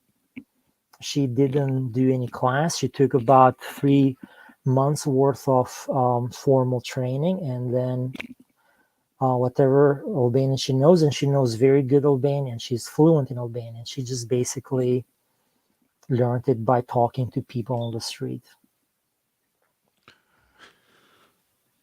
Well, that's some people have a gift for language, and it's easier for them than others. But you're saying it's not the most difficult thing. Yeah. How similar is Albanian to Greek? I mean, there are influences from Italian, from Latin, from Greek, and so on. But when you look at the Indo-European tree of languages, Albania and Greek and Armenian and Hungarian, they are a little branch that doesn't develop like the Germanic or the Latin develops. But also Albania is a very it is an educated country. Kids in Albania, they start learning their first language in the 5th grade, and then they start learning a second language first year in high school. So technically, by the time they finish high school, they should have had 8 years of English and 4 years of German or French or Italian or some other language. So that would be the main difficulty of learning Albanian. It's Albanians who speak to you in English. They will not let you learn Albanian. It's very easy for a missionary to come and stay for 10 years and never learn a lick of Albanian. Just because he's preaching in English, everybody in the church understands him.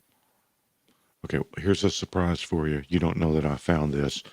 Apparently, if you go to Albania, they'll put you on TV. So this is you. It looks like on state TV or commercial TV with this fancy set, and they give you a little time on TV. Well, this is a Christian TV channel. It's on cable. I called it the Heresy Channel. It's like the TV. It's the TBN of Albania. We know the channel well, regardless of language. Yeah, it's channel 16 in where I live here in the U.S. And the manager of the show, he asked me to do a few short meditations, and then I did a few Bible expositions on the Psalms. And he, being quite funny and quite a good friend, on purpose put me between Joel Osteen and that other crazy lady. Oh, Joyce Meyer, probably. Joyce Meyer, yes, it was Yeah. Joyce Meyer and Joel Yeah, Austin. she's headquartered in Chattanooga, not far from here. Yeah. Well, I told my friend, thanks a lot, man. You just ruined my reputation. If only PCA knew, if only my progressive PCA brothers knew the spot you put me, they will quite make fun of me. No, they'd be jealous of your amount of influence, and they would trade spots with you in a second. You would actually be uncomfortable how fast I wish they were you. I don't know. Well, it's certainly been enlightening and inspiring. Anything you'd like to say that we haven't said or talked about? Well, my main call to action went out, looking for men to come and join us and help me plant more churches in Albania. I realized that I have made peace with the fact, which is very easy to do, with the fact that I'm neither Luther nor Calvin. I'm not a great man or a fabulous man, as some might insist. And I am not going to initiate or inflict a reformation in Albania. I am a small-time pastor, and I have made peace with the day of the small things, and it's just wonderful. The days of small things are truly indeed wonderful, because they allow you to have your brandy and cappuccino and the sunset with your wife and kids. But I do still insist on my dream on a Presbyterian church in Albania. At least 3 churches planted. We have already started our Reformed Bible College. We're cooperating with MINS, Miami International Theological Seminary. We have been approved and accredited as a training center for them. I'm teaching there a few courses in cooperation with some other brothers from Holland. And we have a couple of young men from our church taking courses there. Maybe God will call them to ministry. For now, they're just taking classes. We are putting in all the bricks and the plaster that needs, and hopefully God will build the kingdom out of it in Albania. Well, I'd say that that's not a small thing. That's a big thing. And it's a great, yours is a great story, but it's not really about you. And you've made that abundantly clear. So, Presby, any questions, anything we didn't handle? I mean, I think I meant to say at some point, you're only about 150 miles away from Thessalonica, right? I mean, that's right. Yeah. You're in the Holy Land. I mean, you're in the Bible lands, even though they've gone through a lot since that time. I guess my biggest question is, I know Croatia is relatively open relative to the COVID crisis. How has Albania been? What's that been like? Well, we in Albania, we have a left-winger socialist police state who tries to control and interfere with church life. They did put the whole country under house arrest for 3 months, all the way from March till June. They forbid any exercise of religion and so on. Albanians are not known in Europe as law-abiding citizens. And I mean, I wish we were like Germans who, if they don't like something, they protest. We just don't pay attention to what the government does. But recently, the government did criminalize the law, and the latest that I heard is that there cannot be more than 10 people in a group for any reason. So it's gonna, make us break the law again on purpose and consciously. But I mean, it's listen. We grew up. Me and my generation. We grew up during the communist times. We can deal with this government we have as compared to what I grew up during the communists. This is a piece of cake. I can, we can handle lawsuits and police intimidation and stuff like that. And most of those guys actually live in my neighborhood anyway, so they're not going to come to intimidate me anyway. But I mean, it's just not nice to be on house arrest. And that was kind of hard in the March time. But then we kind of gave up. But there is this Albania is under the spell of Soros Foundation, and things do not look good right now politically. But hey, we have overthrown them before by force, and we can do that again. I was part of the youth student movement in 1992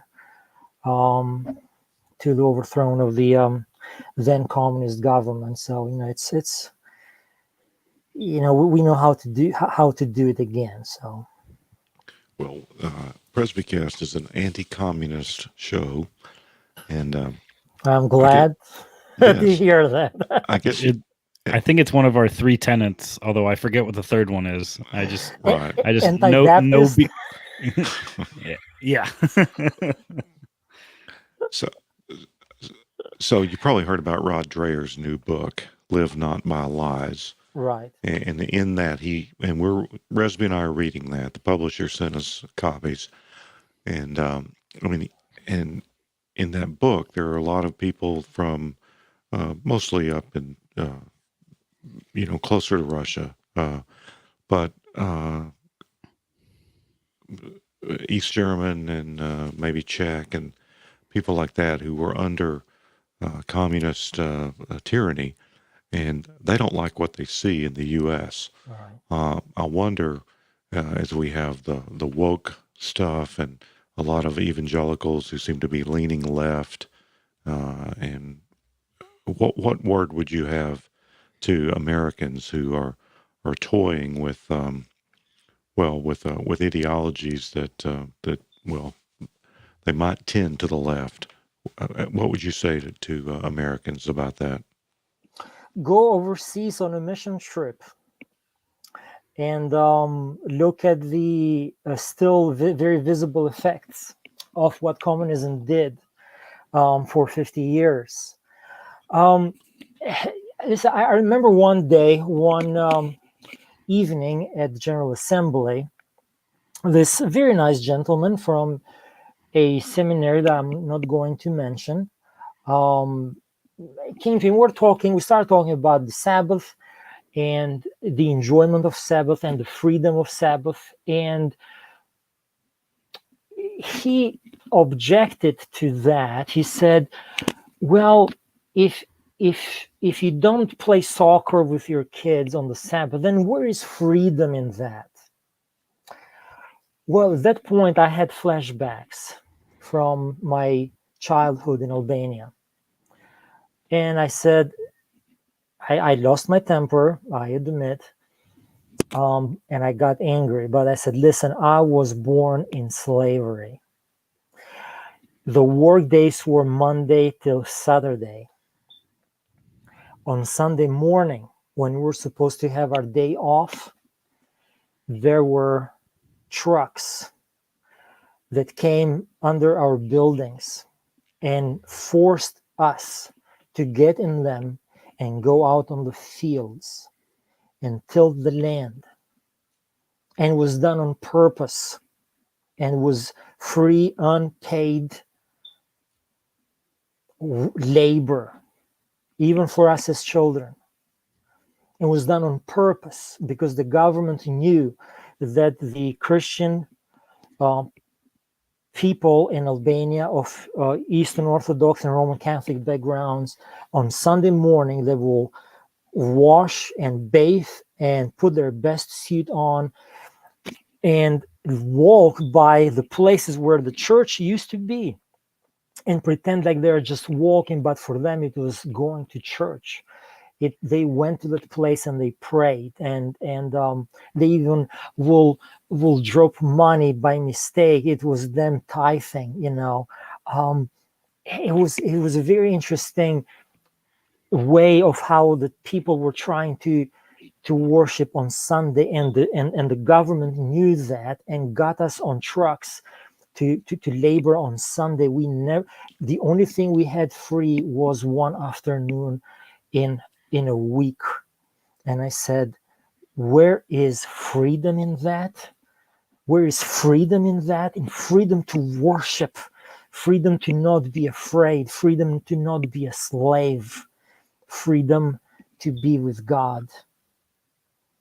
And most Americans, most people, even in my presbytery, who object to observing the Lord's Sabbath, they speak about freedom.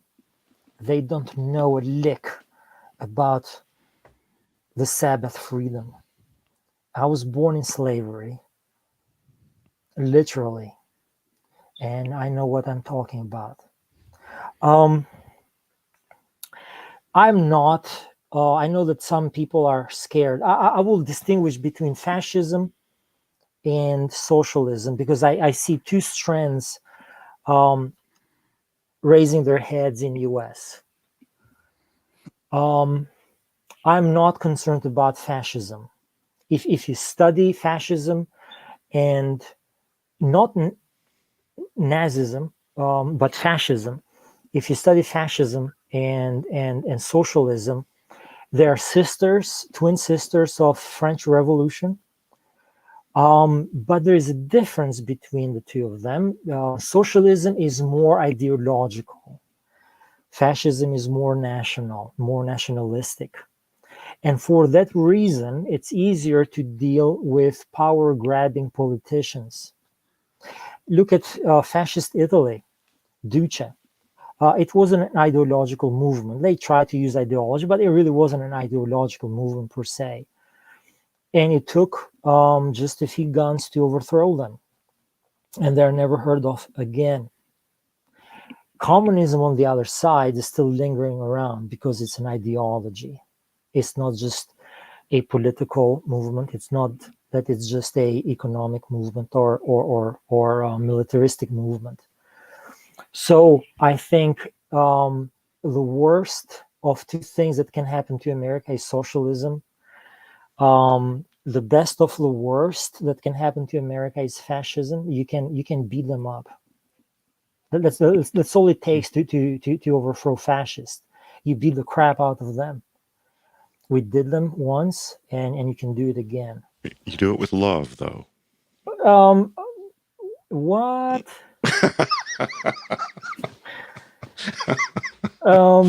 It's tough love. We have tough love in the U.S. Yes, Yeah, you do it through podcasts and blogs. Everyone knows that. You just have tough in Albania. Fascism.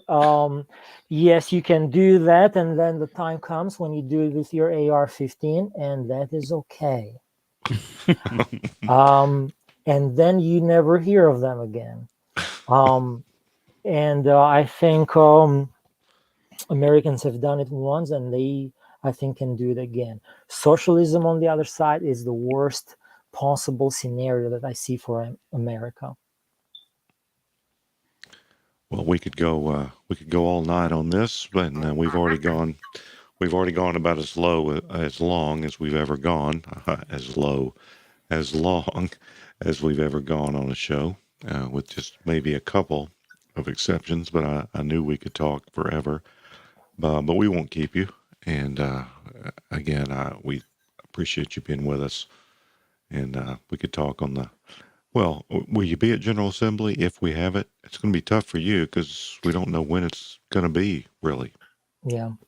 I'm committed to it, to coming, to fight, to vote. And Lord willing, in the years to come, to even bring my 2 elders.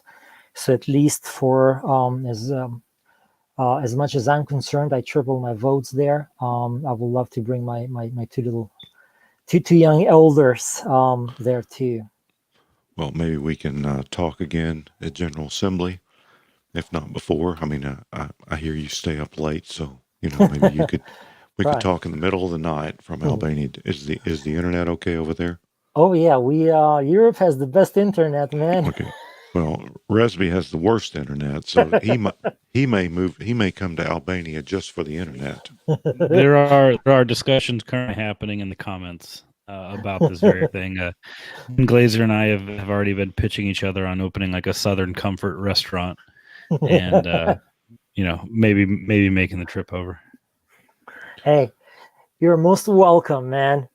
Just come preach for me, check it out, enjoy it. We'll just Ben can preach, and then we'll just open a restaurant that rips off the Hardee's menu, and the difficulty will be importing Dr. Pepper.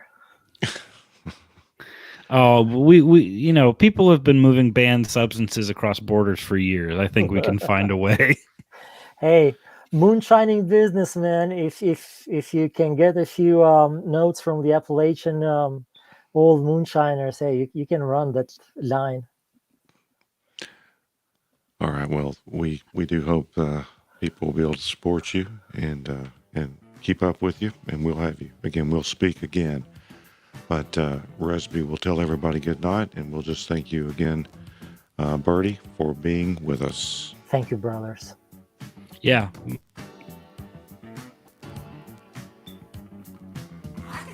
And there you go, Resby.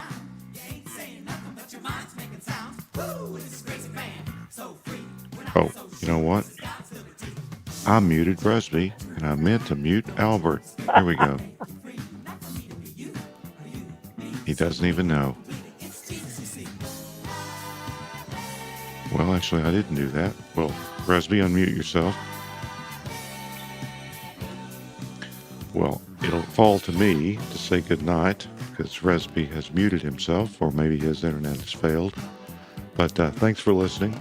And this will not be the last time, hopefully, that we speak with international church planners and missionaries. We've done that a number of times. And surely this has been the most interesting one. So we'll say goodnight and stay Presby. It's Jesus, you see.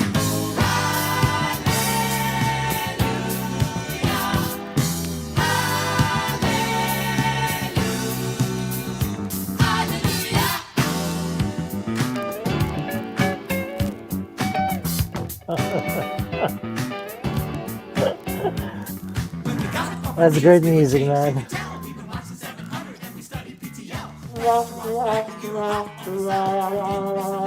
Magic on the internet worldwide.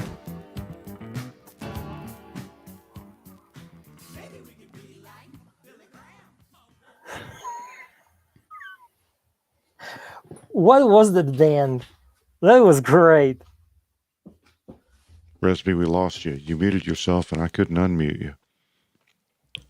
So I talked us out. Let me end this broadcast before we speak anymore.